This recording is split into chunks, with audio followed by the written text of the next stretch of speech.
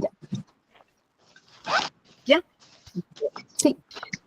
Listo. Muy buenas noches. Nuevamente le damos a todas nuestras hermanas queridas de Creadas por Dios.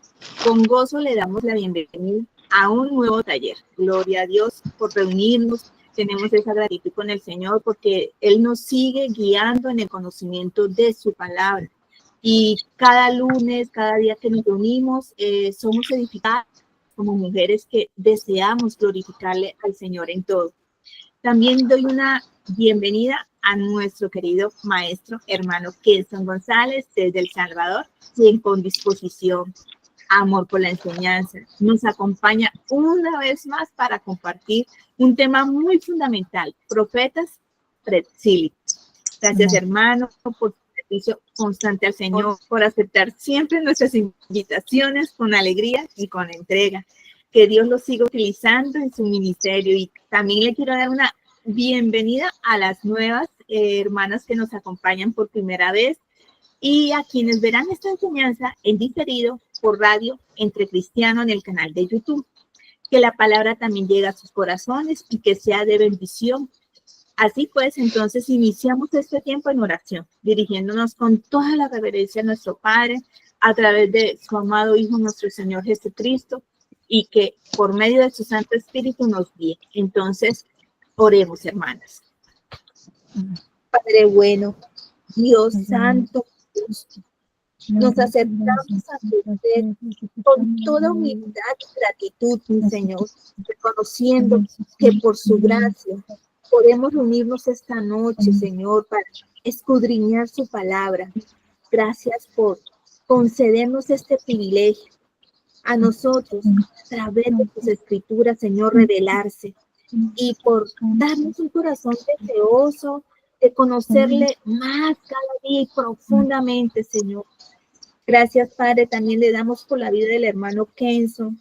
Siga usándolo con toda sabiduría, fortalezca su mente, la palabra y su corazón al exponer este tema tan importante para nuestras vidas, Señor.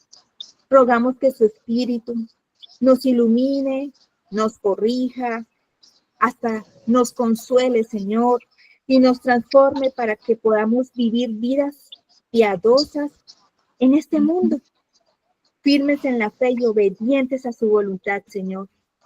Todo esto lo pedimos en el nombre de su amado Hijo, Señor, y dejamos todo este tiempo, esta enseñanza, nuestras vidas, nuestros corazones en tus manos, Señor, agradeciendo, gracias por todo lo que hace.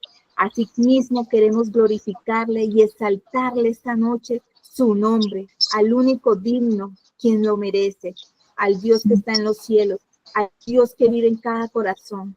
Gracias, Padre. Y dejamos este tiempo, Señor, lo que resta de la enseñanza, de cada oración, Señor, en sus manos.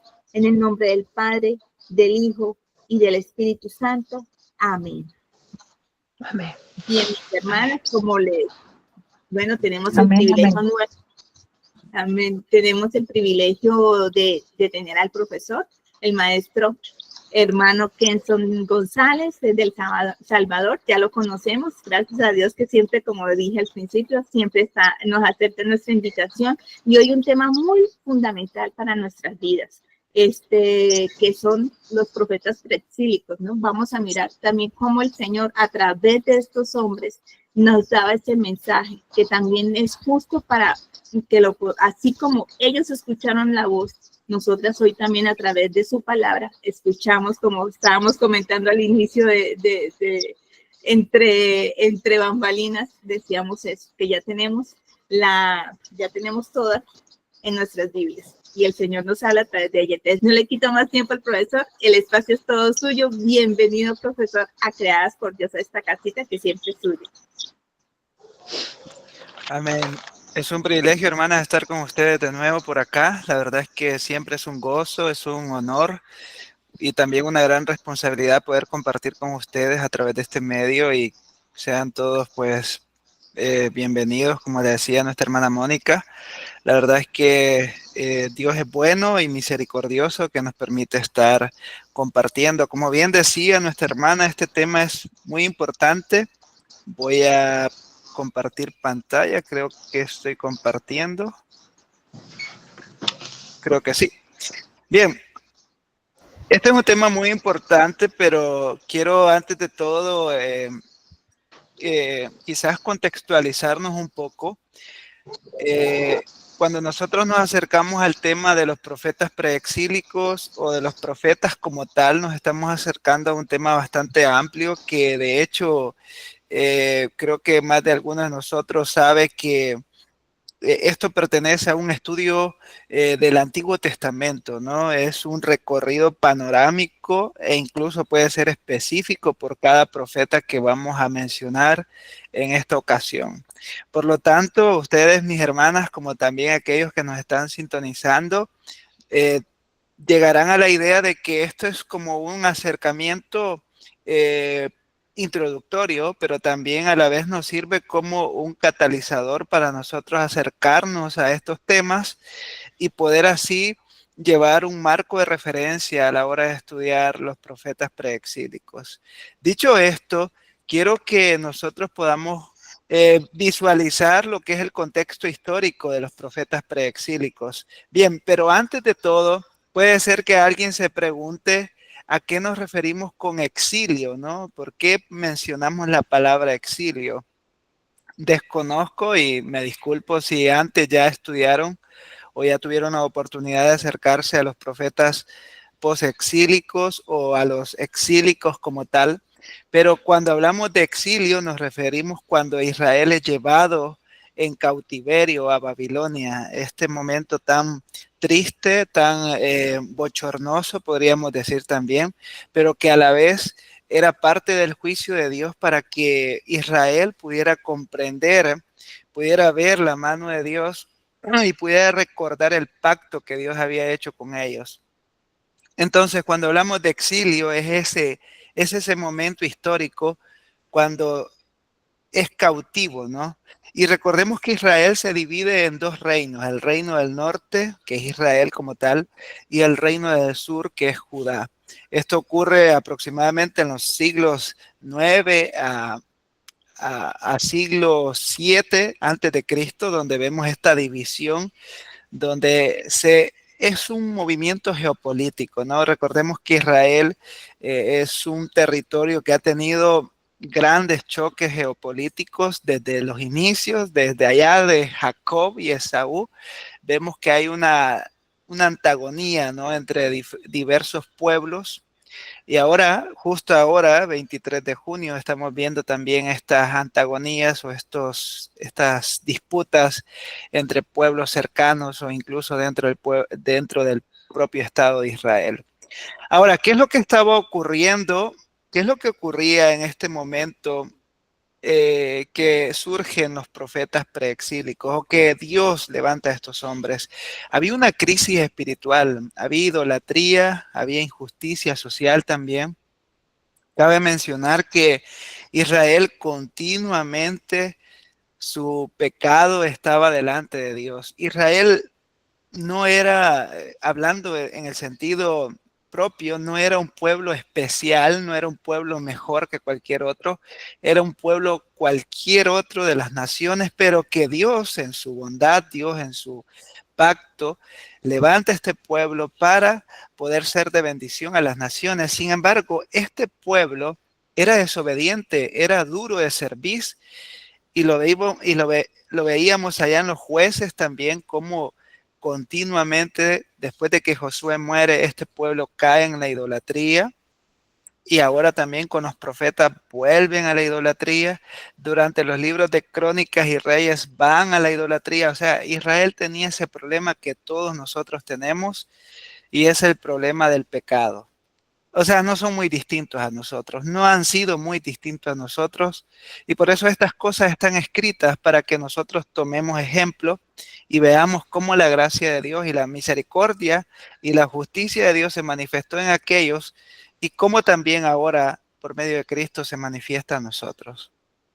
Entonces, había una gran crisis, ¿no? Había decadencia, había inmundicia dentro del propio, digamos, de aquellos que estaban para servir al Señor, como los reyes, como los sacerdotes, como los más cercanos al templo, y había amenaza, como ya lo mencioné, había una crisis geopolítica, había amenazas de parte de Asiria y Babilonia, que eran grandes imperios en aquel momento, mucho más formados en cuanto a la parte militar, como también a la parte política.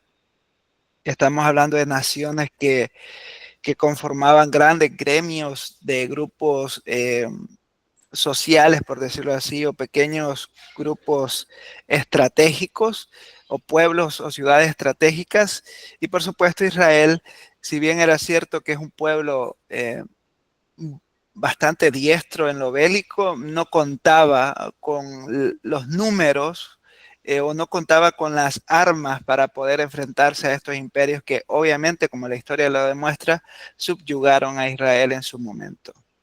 Así que en toda esta crisis social, espiritual, porque aquí había de todo, no solo estamos hablando de un problema social o político, sino que estamos hablando también de crisis espiritual. En medio de todo este caos, Dios, como siempre, levanta hombres para un propósito especial, y en este caso los profetas preexílicos son llamados para advertir.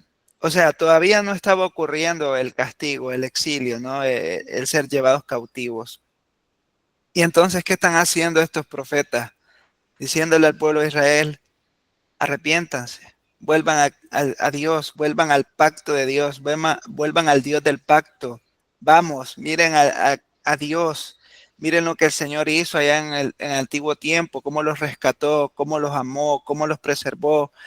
Estaban advirtiendo, viene algo, si ustedes no se vuelven a Dios. Justamente lo que muchos ahora que predican o predicamos el Evangelio estamos haciendo, ¿no? Vuelvan a Dios, regresen a Cristo, es el tiempo de volver a Él, arrepiéntanse de sus pecados, y se está anunciando un juicio, pero a la vez también se está anunciando una esperanza que es a través del Hijo de Dios.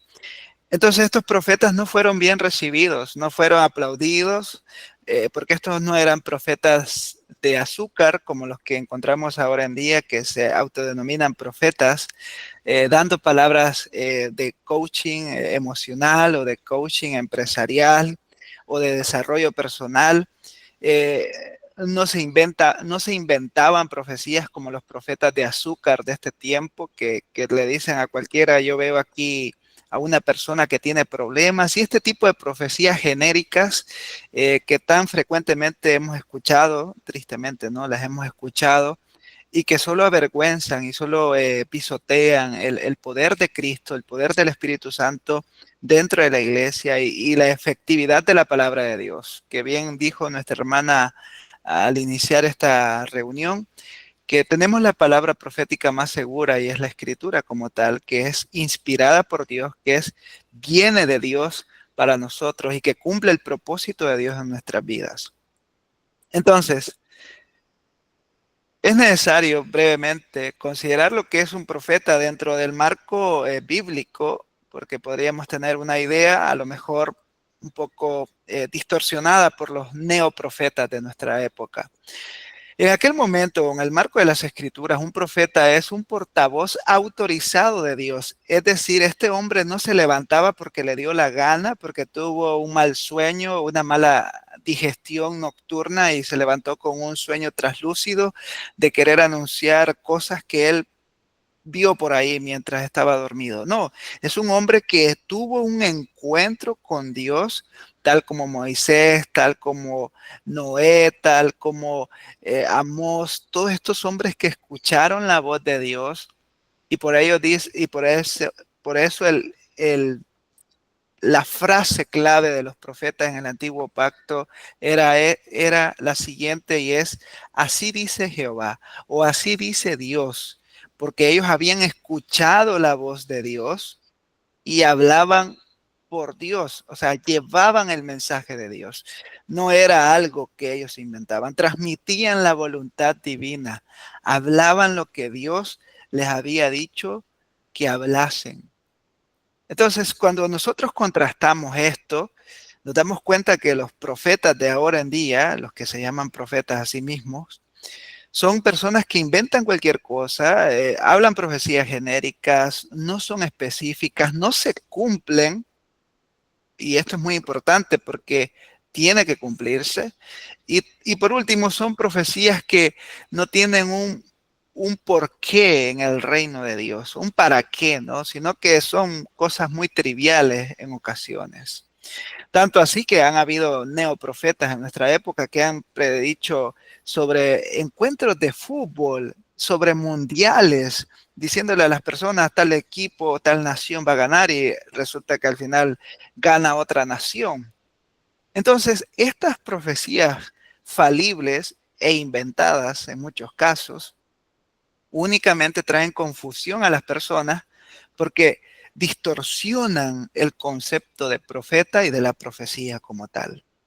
Ahora, interesantemente, el profeta dentro del contexto bíblico no solo habla de lo que va a venir, sino que confronta este momento. No eran profetas o mensajeros que venían a consolar a la gente únicamente y decirle, miren, todo va a estar bien, Dios los va a ayudar. No, eran profetas que venían con una palabra directa y decirles, arrepiéntanse de sus pecados, vuélvanse a Cristo, vuélvanse a Dios, vuélvanse al pacto. Eran directos con el pecado de la nación o con el pecado de las personas. Si no, miremos al profeta Natán, que a lo mejor es un ejemplo bastante general, pero veamos cómo él confronta a David en cuanto a su relación prohibida con Betsabé. Entonces había algo directo, ¿no? Traían un mensaje de juicio, de esperanza y de restauración. En cambio, los neoprofetas de la actualidad solamente hablan de que te va a ir bien, de que vas a prosperar, de que Dios tiene algo preparado para ti que te va a sorprender, espera una llamada en 5 días que va a ser de bendición para tu vida y una serie de profecías que lo único que hacen es crear una expectativa en las personas que no se va a cumplir y que va a llevar a las personas a cierto resentimiento o a cierta incertidumbre sobre lo que es la vida cristiana. Entonces el profeta, y para tenerlo más en marco dentro de lo que estamos hablando, el profeta es aquel que habla por Dios hacia el pueblo. Y habla por Dios porque ha escuchado a Dios. Ahora alguien podría preguntarse, bueno, ¿y ahora necesitamos profetas nosotros, tal como en el Antiguo Pacto o como en el Nuevo Testamento, que se asume que la vigencia de la profecía los necesitamos ahora? Esto podría articularse en otra enseñanza, pero a lo que vamos nosotros es que tenemos la palabra de Dios que nos enseña todo lo necesario en relación a nuestra salvación y lo tocante a cómo vivir. Por eso bien dice cierta confesión que la escritura es nuestra regla de fe y conducta. El cristiano ahora no puede preguntarse y justificarse a la vez diciendo, pues yo no sé cuál es la voluntad de Dios, necesito un profeta que me lo venga a decir. No, usted tiene su Biblia, puede saber cómo dirigirse y cómo vivir para la gloria de Dios, a la luz de las escrituras. Ahí está todo el consejo de Dios. Todo lo necesario está ahí. Bien, dicho esto, pasemos a lo medular, ¿no? A lo que estamos abordando. Este es un contexto, ya vimos el contexto histórico de una manera bastante general, ya vimos una idea de lo que es un profeta. Entonces nos compete ahora ya entrar a los profetas en relación al exilio. Ya mencioné lo que era el exilio, ¿no? Entonces, tenemos 3 categorías dentro de los profetas. Pero antes de llegar ahí, cuando estudiamos el Antiguo Testamento, generalmente los dividimos en profetas mayores y profetas menores. Sabemos que los mayores son Isaías, Daniel, Ezequiel, bueno. Y luego los profetas menores son los 12, ¿no? Los 12 como tal. Ahora, cuando hablamos en relación al exilio, esta distribución cambia porque ya estamos hablando de un asunto cronológico, es decir, cómo se da en el tiempo. En cambio, cuando hablamos de profetas mayores y menores, estamos hablando en un sentido canónico, es decir, cómo se ordenan dentro del canon o dentro de la lista de los libros del Antiguo Testamento. Dicho eso, tenemos tres categorías en relación al exilio. Lo primero es los preexílicos, que son los que estamos viendo o que estamos considerando en este momento. Son aquellos que hablaron, que anunciaron antes del cautiverio. Luego tenemos los exílicos, que son durante el cautiverio, es decir, ya estaban ahí cautivos en Babilonia y ellos tenían un mensaje. Y luego están los posexílicos, que son los después del cautiverio, ya cuando salieron de ahí, que Dios los saca, los con mano poderosa, etc. Ahora, dentro de los preexílicos, nosotros tenemos a Abdías, Joel, Jonás, Amós, Oseas, Isaías, Miqueas, Nahum, Sofonías, Habacuc y Jeremías. Y como les mencionaba al principio, el asunto principal de estos profetas es llamar al arrepentimiento y a la advertencia del juicio inminente de parte de Dios, usando a estas naciones o a estos pueblos como son Asiria y Babilonia. Ese era el enfoque de ellos. Vuelvan al pacto, vuelvan al pacto. Ya los exílicos, pues tenemos a Daniel y Ezequiel y parte de Jeremías. Recuerden que Jeremías escribe Lamentaciones. Si ustedes quieren saber qué se sentía o cuál era la visión de alguien que estaba durante el cautiverio, lea Lamentaciones. Usted ahí se va a dar cuenta o va a sentir, puede colocarse en el lugar del profeta mientras se lamenta, valga la redundancia, de lo que es estar en el cautiverio. Es un libro bastante interesante de analizar. Pero estos exílicos hablaban de la esperanza, de la soberanía de Dios, de la fidelidad de Dios en medio del juicio. Y por último tenemos los posexílicos, que son Ageo, Zacarías y Malaquías, quienes estaban ya con otra tonalidad del mensaje, que era un aliento a la reconstrucción, a esperar, ¿no? Los tiempos de refrigerio de parte de Dios. Se estaban preparando ya para el Mesías que había de venir. Entonces, todas estas categorías están unificadas por un tema en especial, y es el pacto de Dios. O sea, todas estas tres categorías son unidas por el pacto. Ellos advirtieron, vuelvan al pacto, los preexílicos, ¿no? Los exílicos, Dios es fiel al pacto. Los posexílicos, Dios está cumpliendo el pacto. Entonces, todo se trata de un pacto, del pacto de Dios. Y nosotros, ahora que estamos en el nuevo pacto, también somos llamados a permanecer en esta relación pactual con Dios. Y no quiero que esto se entienda como una injerencia presbiteriana o reformada, no, nada que ver. Esto es simplemente lo que la Escritura nos enseña. Hay un pacto de Dios con nosotros a través del Hijo.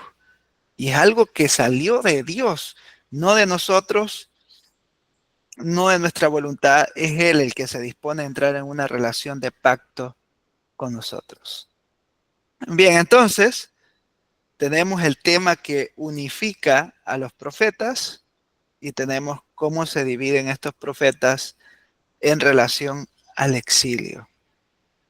Bien, al final pueden haber un espacio de preguntas por si ustedes las tienen. Esperamos poder responderlas.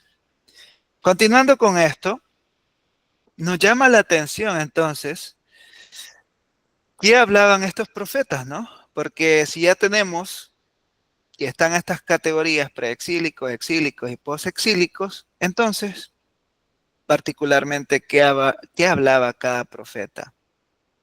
Aquí es donde quiero hacer un paréntesis bastante interesante. Y es que abordar cada libro como tal, nos llevaría bastante tiempo a nosotros, ¿no? Porque son libros, pues en algunos casos, mayor a los 5 capítulos y todo esto, pero aquí tenemos un panorama general que nos va a ayudar a entender un poco. Bien, tenemos entonces los profetas, el reino al que está dirigido este mensaje, la fecha aproximada y el tema central. Vamos a ver así brevemente para que nosotros tengamos un marco. Primero tenemos al profeta Amós, uno de los profetas que cuando usted lee ese libro se queda impactado de cuál es el llamado o la condición del llamado que Dios hace a este hombre. Su mensaje es dirigido al reino de Israel en el año 760 antes de Cristo. El tema central es la justicia, la denuncia de la hipocresía religiosa. Y esto es bastante recurrente dentro de los profetas menores y también de los mayores en parte. Y es aquellos que están sirviendo al Señor están teniendo una doble vida o un doble estándar, podríamos llamarle. Por un lado, quieren estar en el templo, sirviendo, haciendo sus votos, pero por otro lado están con sus corazones vueltos hacia la idolatría. Y Dios no toleraba eso, Dios no soporta. Bien dice la Escritura que Dios es un Dios celoso, ¿no? Entonces, Amós dice, miren, ustedes están viviendo de una manera lejos del pacto. Y esa máscara no podrá, eh, no podrá separarlos de la verdad. No podrá encerrar a Dios en un, en un, en un concepto que ustedes propongan, ¿no? Dios conoce el corazón de cada uno. Dios sabe en lo que estamos fallando. Dios sabe en lo que el pueblo se estaba apartando. Y Oseas también es otro profeta que está dentro del marco del reino de Israel, 750 al 722 antes de Cristo. Y aquí se habla sobre el amor de Dios frente a la infidelidad de Israel. Increíblemente, a pesar de que el pueblo de Israel era un pueblo duro de cerviz, necio, un pueblo que no se sometía totalmente a Dios, Dios lo ama. Y ahora nosotros nos vamos a ir encontrando que Oseas nos demuestra cómo es el amor pactual. Y si nosotros vemos eso, mis estimados hermanos eh, o hermanas, vamos a encontrarnos que Oseas refleja algo muy interesante y está en Oseas 6:6. Permítanme, lo voy a buscar por acá. Oseas 6:6. Y dice Oseas 6:6, porque misericordia quiero y no sacrificio, y conocimiento de Dios más que holocausto. ¿Qué es lo que estaba diciendo Dios aquí en Oseas 6:6? Comunión. Yo amo a mi pueblo y quiero comunión con ellos. Quiero comunión continua con ellos. Quiero conocerlos y que ellos me conozcan a mí. Entonces, si nosotros pensamos eso, hermanos, ¿cuánto, cuánto de esto nos cala a nosotros también, ¿no? En el buen sentido. A veces nosotros también necesitamos tener comunión con el Señor, vivir con el Señor, recordar nuestra fidelidad con el Señor. Y también advierte, o sea, sobre el juicio por la corrupción. O sea que Israel no se apartaba de eso. Por eso el exilio, el cautiverio fue necesario. No se apartaba. Bien, ahora Miqueas, quizás uno de los más pequeños de los que está acá, dirigido a Judá, 740, 700 antes de Cristo. Miqueas nos habla sobre una esperanza mesiánica, ¿no? Y cuando nosotros vemos Miqueas, podemos ir a Miqueas 6:8. Si ustedes pueden buscar ese texto en Miqueas 6:8, yo lo voy a leer brevemente. Dice, oh hombre, Él te ha declarado lo que es bueno. ¿Y qué pide el Señor de ti? Solamente hacer justicia, amar misericordia y humillarte ante tu Dios. Hay nuevamente una aclaratoria de parte de Dios. Vuelvan, humíllense. Mire, es que Dios siempre advierte a su pueblo. Dios no es malo, Dios es bueno.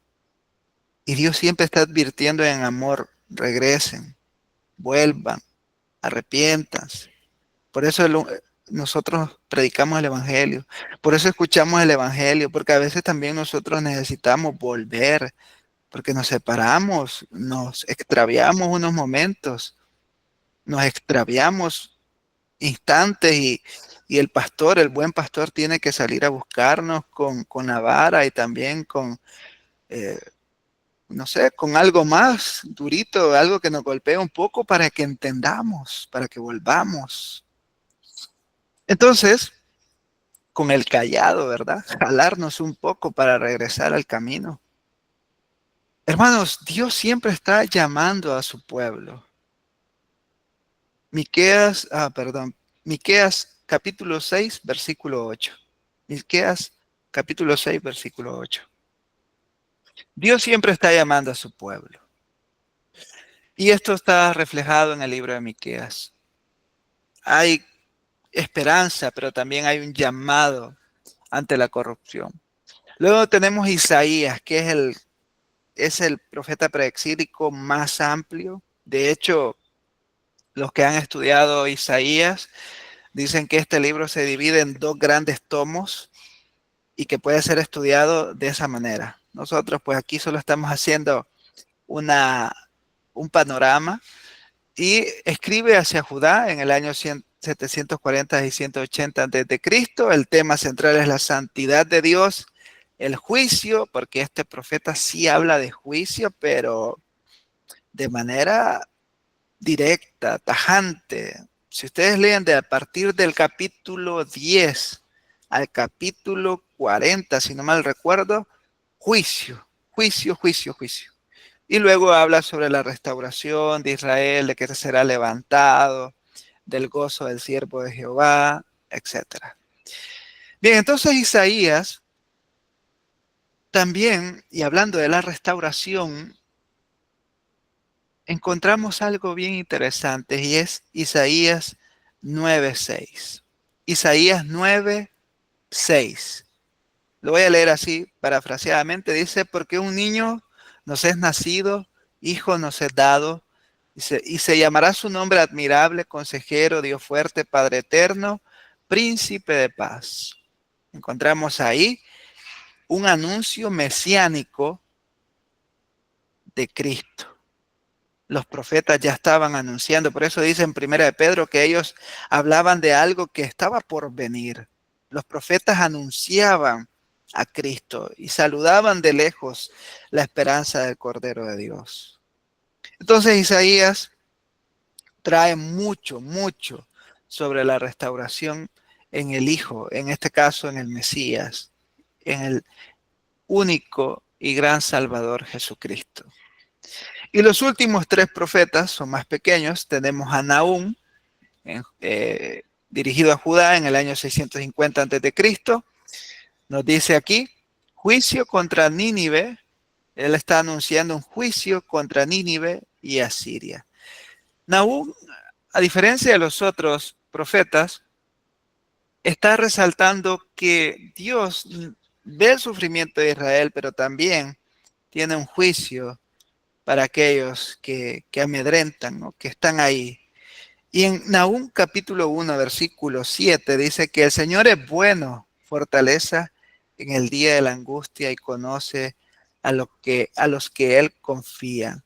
Hermanos, nosotros necesitamos encontrar la fortaleza que los profetas preexílicos nos ofrecen. Nosotros necesitamos ver cómo Dios, y quizás esta es la clave de los profetas preexílicos, cómo Dios ama de una manera incondicional.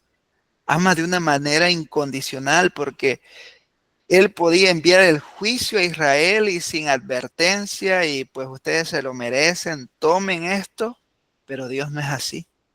Dios ama, ama profundamente, ama gloriosamente y Nahum anuncia un juicio inminente sobre el Nínive, recordando que Dios es justo y esto consuela a Judá, consuela a Judá, consuela a su pueblo. Por eso encontramos que el profeta dice en ese versículo, el Señor es bueno, porque a pesar de nuestra injusticia, de nuestra maldad, de nuestra iniquidad, Él nos sostiene. Luego, finalmente, Sofonías, también dirigido a Judá, nos habla sobre el día del Señor, o el llamado, y también un llamado al arrepentimiento. Viene el día del Señor, y el día del Señor era el día del juicio, el día del cautiverio, el tiempo del cautiverio. Claro, esto del día del Señor tiene una connotación más amplia dentro del Antiguo Testamento y es el juicio de Dios en un sentido más amplio, ¿no? Pero el profeta se estaba refiriendo a este juicio en particular que venía. Nosotros como cristianos también esperamos el día del Señor, no en el sentido del juicio como tal, sino en el día de la retribución o de la gloria con Cristo Jesús. Bueno, que ahora se está hablando mucho de esto en las redes sociales debido a toda la coyuntura geopolítica que estamos viendo, ¿no? De que ya estamos entrando al día del Señor. De hecho, justamente hoy que venía para acá a la casa, estaba leyendo a alguien que no me pregunten cómo, pero llega a la conclusión de que debido a una noticia que Donald Trump, el presidente de Estados Unidos, estaba anunciando el cese de la guerra entre Israel e Irán, esta persona, que es muy seguida en redes sociales, estaba llegando a la conclusión de que justo hoy los rumores de guerra, más bien dicho, la paz, que menciona cierto pasaje que en este momento he olvidado, esa paz temporal de 3 años está comenzando. En pocas palabras, para estas personas ya ocurrió el rapto, siendo pretribulacionistas, ¿no? Pero bueno, ese es otro tema, solo que me acordé ahorita mientras hablamos del Día del Señor. Pero hay que tener cuidado con esas definiciones escatológicas, hermanos, porque nos puede confundir un poco o nos puede hacer un poco de ruido. Yo lo que les digo a los hermanos es, miren, a mí lo que me interesa es que Cristo viene. Eso es lo que más me interesa. Si viene, no sé, si viene, no sé, de antes, durante o después, es asunto de Él, no es asunto mío. Lo que me interesa es que Cristo regresará y que yo debo estar con Él. Punto y aparte. Lo demás es tema del Señor. Claro, todos tenemos una postura escatológica, ¿verdad? Todos tenemos una postura, pero al final, hermanos, son cosas que Dios ha reservado para sí. Pero bien, volviendo al profeta Sofonías, el día del Señor. Este día del Señor era el día del juicio en el cautiverio. Y por último tenemos a Habacuc, uno de los libros pues más esperanzadores, ¿verdad? Dentro de lo que de los profetas preexílicos. Y dice Habacuc, capítulo 2, versículo 4, dice, el justo por su fe vivirá. El justo por su fe vivirá. Entonces, ¿qué está diciéndonos Habacuc? Que hay que tener confianza en el pacto de Dios. Cabe mencionar, hermanos, que aquí en este listado se encuentra también Lamentaciones o parte de Jeremías, ¿verdad? Que está es como un traslape entre el exilio y preexilio. Entonces, pero directamente podemos encontrarnos los preexílicos como en este listado. Entonces, Habacuc nos habla sobre la confianza en Dios ante el juicio inminente. ¿Qué le quiere decir Habacuc al pueblo? Miren, viene el castigo, pero confíen en que Dios los va a sostener. Viene el juicio, pero Dios los va a sostener. Dice acá, se me pasó la cita de Sofonías. Perdón, hermano, yo no la mencioné. Es Sofonías 3:17. Yo no la mencioné. Sofonías 3:17 dice, el Señor está en medio de ti, poderoso, Él salvará, se gozará sobre ti con alegría. Entonces, Sofonías habla de que también hay un día, hay un juicio, pero Dios es fiel. Hermanos, yo creo que nos va quedando claro a nosotros que estamos hoy acá, que los profetas preexílicos anuncian un evento catastrófico, difícil, duro, pero que ellos no quieren resaltar tanto el juicio, sino el amor de Dios sobre el juicio. No, no sé si lo logran ver conmigo, que ellos están diciendo, miren, viene esto, pero Dios dice, vuelvan a mí. Y es algo que está ocurriendo hoy, ¿no? Dios nos anuncia lo que, bueno, ya nos ha dicho a través de la palabra lo que viene, y Él dice, permanezcan conmigo. Separados de mí nada podéis hacer. Estad juntos, ¿no? Velando y orando. El Señor nos advierte qué es lo que debemos hacer, cómo debemos vivir. Entonces, es muy clave esto para comprenderlo. Entonces, esto es lo que hablábamos, ¿no? Asuntos recurrentes dentro de los profetas preexílicos. Esto es lo que hemos hablado durante los últimos minutos. Asuntos recurrentes en los profetas, preexílicos. Primero es el llamado al arrepentimiento. Esto es muy evidente. Todos hablan acerca de vuelvan a Dios, vuelvan al pacto.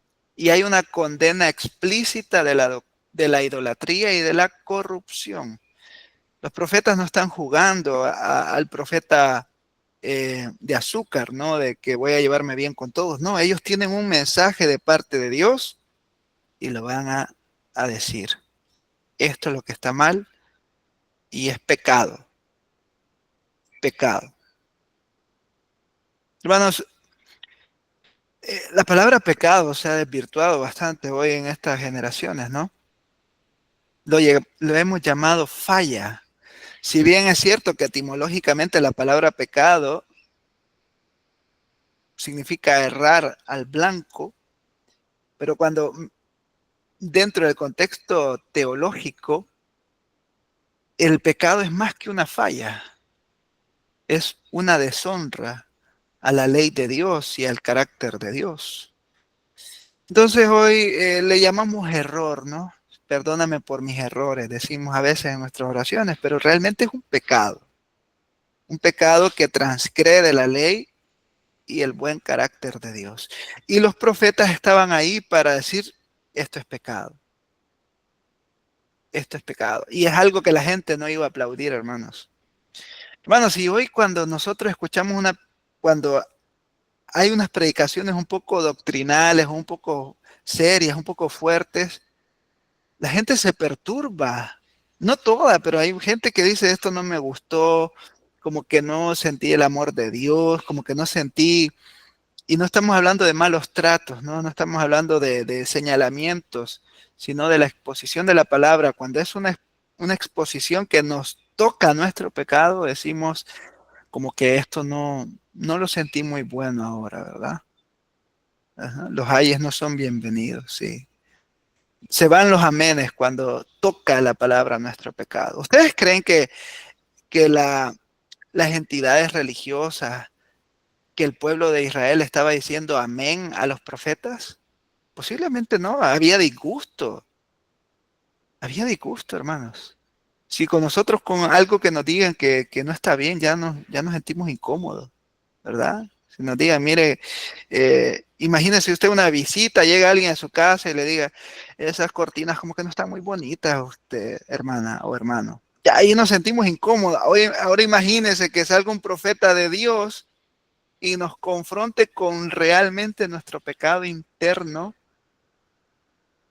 Eso es golpeante, es abrumante, pero viene de Dios y es para nuestro bien, poniéndonos, poniéndonos nosotros en el lugar del pueblo de Israel, claro. Ahora es la palabra la que nos habla. Es el espejo.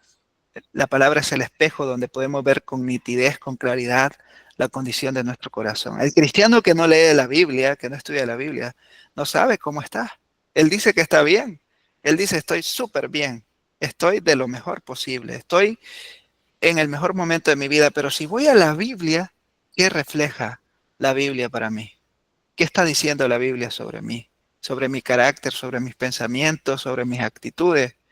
Ahí es el detalle, hermanos. Hermanas, Dios que nos ayude, la verdad. Pero estos profetas no eran medias tintas, directos. Y hablaban del juicio inminente. Esto es sí o sí. Iba a ocurrir el cautiverio. No era opcional. Ahora, ¿el arrepentimiento para qué era? Era para volver a ese pacto con Dios, ¿no? Pero ellos tenían que pasar por el crisol, por el horno, para que fuesen purificados para Dios. Y también hablaban sobre la fidelidad y el amor de Dios, como ya lo mencionábamos antes. Y esto es muy importante, hablaban de una esperanza de restauración en el Mesías, en Cristo. Cristo, el Mesías, era la esperanza total y conclusiva de los profetas. Bueno, que todo apunta hacia Cristo, ¿no? Por eso Cristo tiene los tres oficios: profeta, rey y sacerdote. Esos son los tres oficios del Señor Jesucristo. Y todo esto de los profetas preexílicos, exílicos y posexílicos apunta al gran profeta, al profeta de profetas, nuestro Señor Jesucristo. El que de verdad trajo la palabra de Dios. No solo la palabra, sino que Él mismo era el verbo de Dios hecho carne. Interesante, hermanos, cuando estudiamos esto. Ahora, les dejo aquí la inquietud a ustedes, ¿no? Y me queda a mí también, de estudiar alguna vez un profeta preexílico. Imagínense ustedes cuánto tiempo nos llevaría a estudiar un profeta preexílico. No lo sé, dependiendo de cuál escojamos, ¿no? Pero imagínense ustedes leer un profeta, analizarlo capítulo por capítulo. Sería una bendición súper enriquecedora. Ahorita lo que estamos haciendo es un panorama general que nos va a permitir tener un marco de referencia para comprender mejor lo que estamos hablando o lo que vamos a estudiar.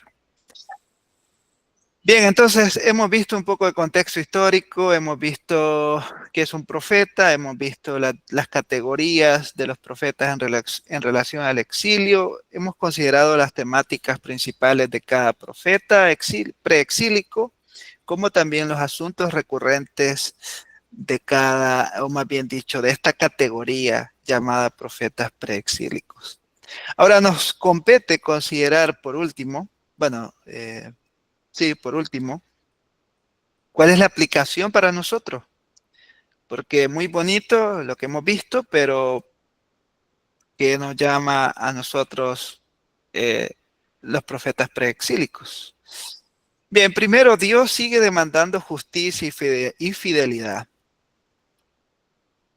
Lo voy a decir de esta manera para no entrar en mucho debate, pero ahora como el pueblo de Dios que somos, tanto judíos como gentiles, somos llamados a vivir de manera recta y fiel delante de Dios. Ahora, ¿cómo es esto posible, no? A través de la revelación de Dios que Él nos ha dado, a través de su palabra. A través de su ley nosotros podemos andar en justicia y vivir en fidelidad. No perfecta, porque somos falibles, somos corruptos, aún no hemos sido vestidos de incorruptibilidad, pero sí en una madurez espiritual continua para la gloria de Dios. Y este cumplimiento de la ley no es en base o con base a nuestras aptitudes, sino en dependencia y en función del nuevo nacimiento efectuado por obra del Espíritu Santo en nosotros, que de modo que nuestro corazón ha sido renovado para la gloria de Dios. Dicho de otra manera, podemos andar en justicia y fidelidad porque somos nuevas criaturas en Cristo Jesús. Y Dios demanda, Dios pide al que se le ha dado para que viva como tal. Entonces, el acto de desobediencia, el acto de infidelidad dentro del cristiano, no solo es un pecado como tal, sino que es rebeldía propiamente. porque está transgrediendo la ley de Dios, pero está colocándose sobre la ley de Dios como un ente o como como algo mayor a la ley de Dios y definiendo qué es lo bueno y qué es lo malo. Bien, lo segundo que nos enseña o que nos sirve para aplicar los profetas es que no hay verdadera adoración sin un corazón transformado. No hay verdadera adoración sin un corazón transformado. Los profetas preexílicos señalan, ¿verdad? Esa conducta hipócrita del pueblo. Señalan esa conducta hipócrita. Esa ficción, ¿no? Esa apariencia la señalan. Entonces, pensando en nosotros, yo no puedo decir que adoro a Dios si realmente no lo estoy haciendo con un corazón genuino y tocado por el Espíritu Santo, transformado por el Espíritu Santo. Y eso es muy lamentable, hermanos. Y Dios que nos ayude, porque todos podemos caer en esto, ¿no? De tener una apariencia de piedad, pero estar lejos del Señor. Dios que nos ayude, porque somos falibles, somos polvo, como dice el escritor, pero no solo somos polvo, sino que tenemos el poder, tenemos el Espíritu Santo en nosotros y debemos someternos a Él para no caer en estas conductas o en este pecado. Tercero, la voz de los profetas nos llama a revisar nuestras vidas. Bien es cierto que ahora la profecía más segura y completa la tenemos en la Escritura. Esta nos llama a revisar nuestras vidas. Pero interesantemente, hermanos, la predicación de la palabra surte como una profecía aplicable a nosotros. Cuando usted está escuchando una predicación, está escuchando la exposición de la profecía más segura, de la profecía más fiable, que es la palabra de Dios. Por eso algunos escritores definen la predicación como profetizar, como hablar el consejo de Dios al pueblo. Entonces, cada vez que yo escucho una predicación, una enseñanza, me invita a mí a revisar cómo está mi vida, cómo va mi vida delante de Dios, cómo está mi familia delante de Dios, cómo está mi hogar delante de Dios. Debo revisarlo, debo analizar, debo considerarlo. Y finalmente, la aplicación que nos ayudan estos profetas preexílicos es a tener esperanza en Cristo. Los profetas anunciaron que el Mesías venía, que un niño nos es nacido. También allá en el profeta Habacuc se habla sobre la esperanza mesiánica. Entonces, yo también debo tener esperanza en Cristo. Y retomo un poco lo que mencionaba previamente. Hoy con todo este caos geopolítico, económico, etcétera, etcétera, es normal que podamos llegar a sentir un ligero o un considerable nivel de preocupación. Es normal. Somos seres humanos, vivimos en una sociedad y lo que ocurre pues nos afecta de alguna manera, ¿no? Pero que esta preocupación no nos sabotee la esperanza que tenemos en Cristo. Cristo es nuestra esperanza. Hermanos, ¿qué es lo peor que nos puede pasar? ¿Sufrimiento? ¿Dolor? ¿Pérdida? ¿Muerte? ¿Eso nos separa de Cristo? Por supuesto que no. Por supuesto que no. Cristo es fiel a su pacto y nos va a sostener cualquiera fuese la situación que estemos viviendo. Cualquiera fuese la circunstancia que tengamos que atravesar. Así que tengamos esperanza.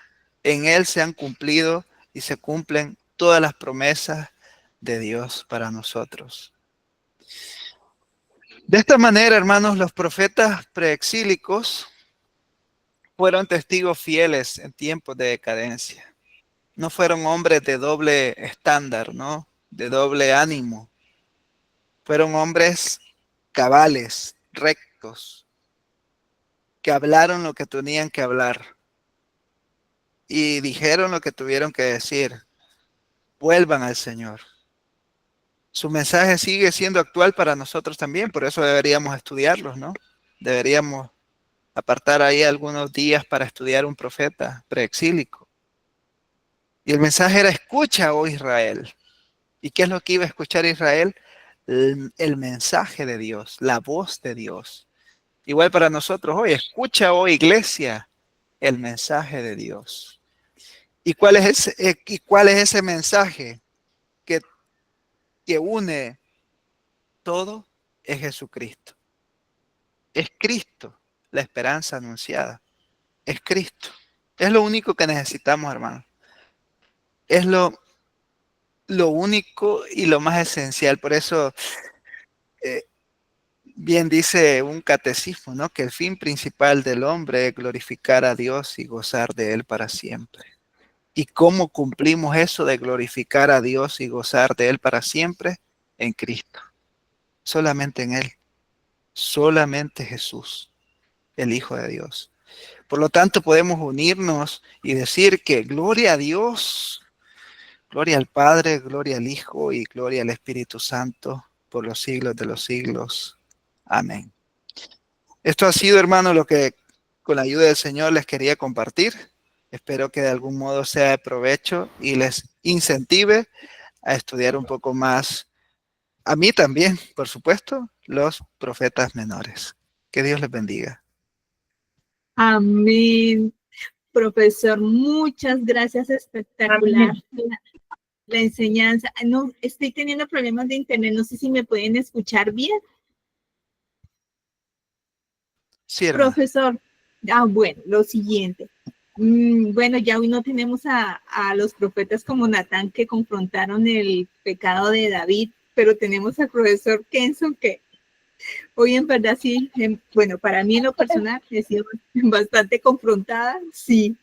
Me llamó mucho la atención lo que decía ahorita, que su mensaje sigue actual y entendiendo todo lo que el profesor nos enseñó. Que estos profetas fueron aquellos hombres llamados por Dios para anunciar su palabra.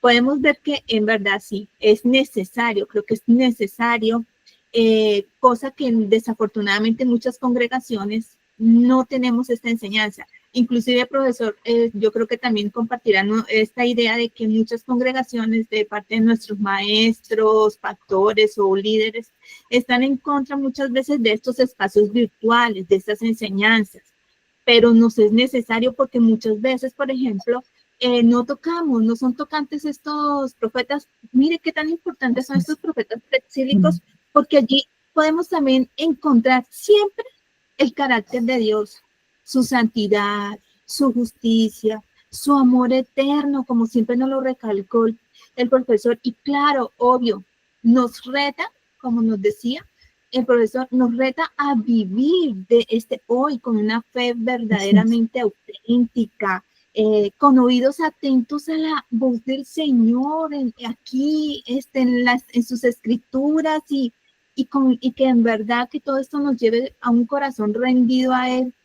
Y volviendo al tema de las congregaciones en el mundo carismático, que lo hablo en personal, que fue mi contexto, profesor, yo oía mucho hablando de estos profetas y este texto bíblico de Amós 3:7, porque no hará nada Jehová que el Señor sin que revele su secreto a sus siervos, los profetas. Obviamente, es un texto sacado fuera de contexto. ¿Nos podría dar algunas luces, profesor, acerca de este pasaje? Sí, hermana. Bueno, bien, ahí hay tres ideas que podemos rescatar. Primero, Amós 3:7, como bien lo decía, bueno, lo voy a buscar aquí para que lo tengamos de referencia. Amós 3:7, lo vamos a leer. Dice: porque no hará nada Jehová el Señor sin que revele su secreto a sus siervos los profetas. Nosotros cuando vemos esto, y cualquiera lo podría leer y decir, bueno, él es profeta porque habla cosas que Dios le revela. Ese podría ser el principio que se deriva de este texto fuera de contexto. Sin embargo, cuando analizamos el capítulo como tal o el libro como tal, nos damos cuenta que Amós está haciendo un mensaje de advertencia a Israel, al pueblo de Israel, y de cómo se han apartado del pacto de Dios y cómo a través de este siervo está anunciando la destrucción que viene sobre ellos. Eso es el contexto, digamos, histórico o de lo que está ocurriendo. Lo segundo es que sí, el Señor revela sus secretos a nosotros. Y usted dirá, ¿y cómo? ¿Cómo es posible que el Señor nos revele sus secretos? Hermanos, a través de la Escritura. Porque dice en Jeremías 33:3, clama a mí y yo te responderé y te mostraré cosas ocultas que tú no conoces. Parafraseando el texto. Ahora, muchos nos hemos preguntado cuáles serán estas cosas ocultas que nosotros no conocemos. Dentro de lo que el profeta Jeremías, y lo pueden leer ustedes, capítulo 33, 34, se van a dar cuenta que es la esperanza del Mesías que había de venir. Entonces, estas cosas ocultas que nosotros no conocemos, los secretos o los misterios de Dios, son aquellos que son revelados en el Hijo y que ahora nosotros los conocemos. Por supuesto, hay cosas que son reservadas, por decirlo de alguna manera, de Dios hacia nosotros, pero aquello tocante a lo que necesitamos saber, que en su momento era oculto para nosotros, nos es revelado a través del Hijo. Y finalmente, si tenemos claro esto de que el Señor se revela a través de su palabra a nosotros, ¿cuál viene siendo el rol de aquellos que se llaman profetas? Yo lo tengo muy claro. Y el rol de aquellos que se proclaman a sí mismos profetas es únicamente confundir, traer confusión. Porque, ¿qué ocurre, hermano, cuando un profeta de esto llega a una persona y le dice el Señor que esto y esto y esto, y las personas creen? Lo más fácil que va a ocurrir es que no se va a cumplir y las personas se cierran al evangelio, se enojan, se perturban, genera ansiedad, e incluso han habido casos en que han habido personas que se han endeudado económicamente porque un profeta les dijo que hiciera X cosa y ellos trajeron el dinero, quedaron con una deuda en el banco. Son caos los que generan este tipo de personas.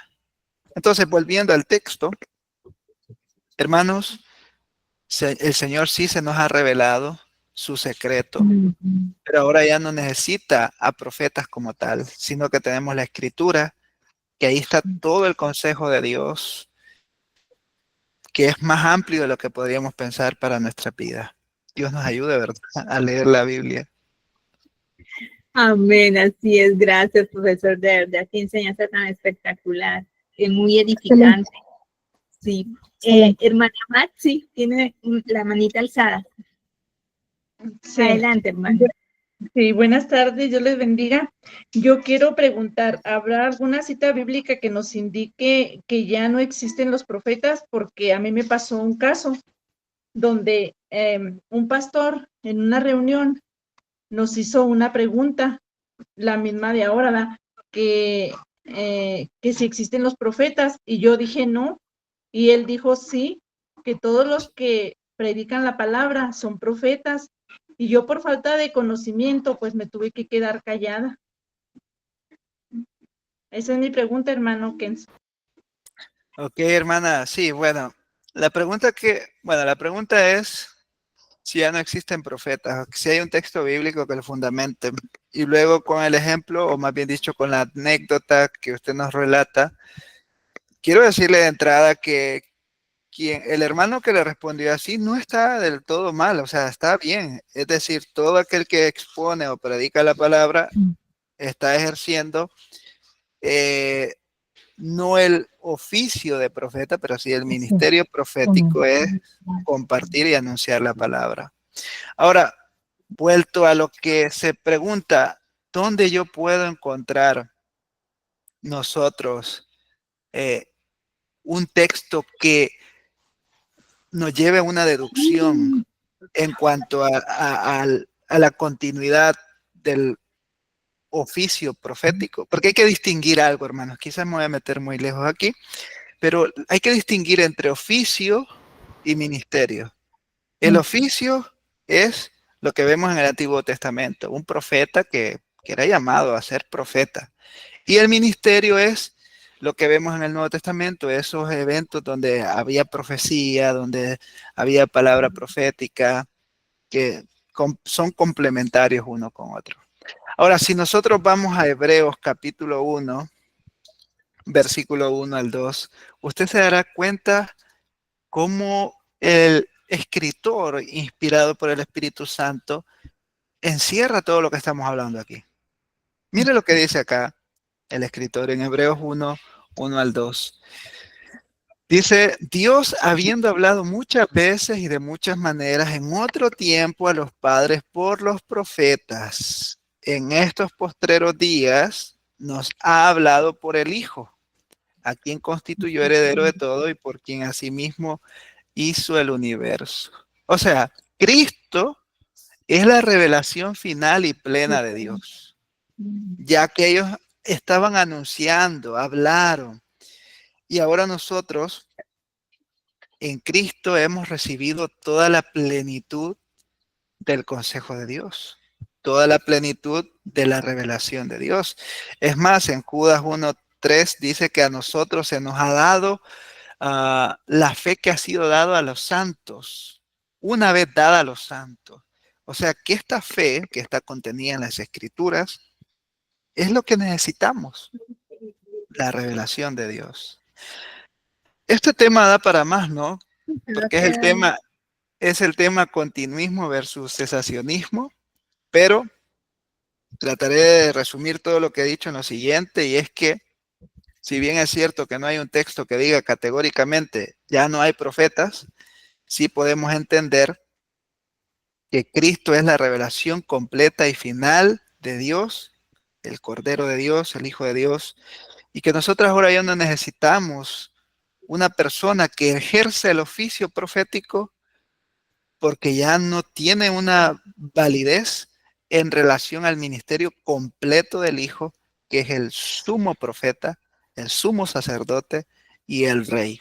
Así que esa sería mi respuesta, hermana. Sí. Gracias, hermano. Amén. Hermana, si alguna tiene otra pregunta para hacerle al profesor, pueden alzar su manita. Bueno, mientras tanto yo tengo otra, profesor. Es que cuando presentamos, muchas veces también es que no se presenta este estudio de los profetas por cierto temor, ¿no? Y ese, como decía, bien nos explicaba, estos profetas traían mucho juicio. Entonces, mucha condenación, entonces, pero ¿cómo podríamos nosotras en este tiempo llevar este mensaje, o es necesario mostrarlo así, trayendo este juicio para que haya arrepentimiento, o esto le corresponde solamente al Espíritu Santo, o podemos dar un mensaje a través de estos profetas lleno de la gracia del Señor? ¿Cómo podríamos presentar? Entiendo. Sí, sí, si bien es cierto, la susceptibilidad de nuestros tiempos es mayor que en otras épocas. De hecho, por eso mencionaba un poco de que ya la palabra pecado no se quiere mencionar en algunos contextos porque resulta un poco, digamos, incómoda a algunas audiencias actuales, mayormente a los centennials, ¿no? A los más jóvenes.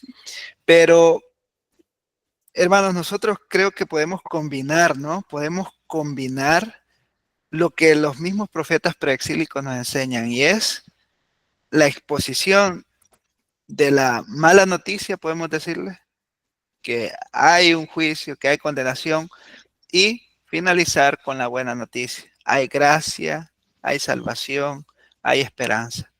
Porque si solo nos quedamos con la buena noticia, imagínense, yo soy un pecador y me dicen ustedes, Cristo murió por usted y quiere darle una nueva vida, quiere salvarlo, quiere que usted se sienta bien. Entonces, pues yo me voy a sentir bien, ¿verdad? Pero al comprender yo la gravedad de mi pecado, de mi rebeldía y que luego me muestran la gracia, estas dos verdades se complementan justo como los preexílicos, como todos los profetas de la Biblia, se complementan y puedo andar en verdad, puedo andar en gracia delante de Dios y si es la voluntad del Señor, que la convicción del pecado, pues como bien lo mencionó usted, es una obra del Espíritu Santo, no es nuestra, es Él el que convence, pero yo debo exponer tanto la buena, tanto la mala como la buena noticia y ya será Dios obrando. Ahora bien, es cierto que hablar de la mala noticia no es maltratar, no es denigrar, no es dañar a las personas. Sí, ¿verdad? Eso.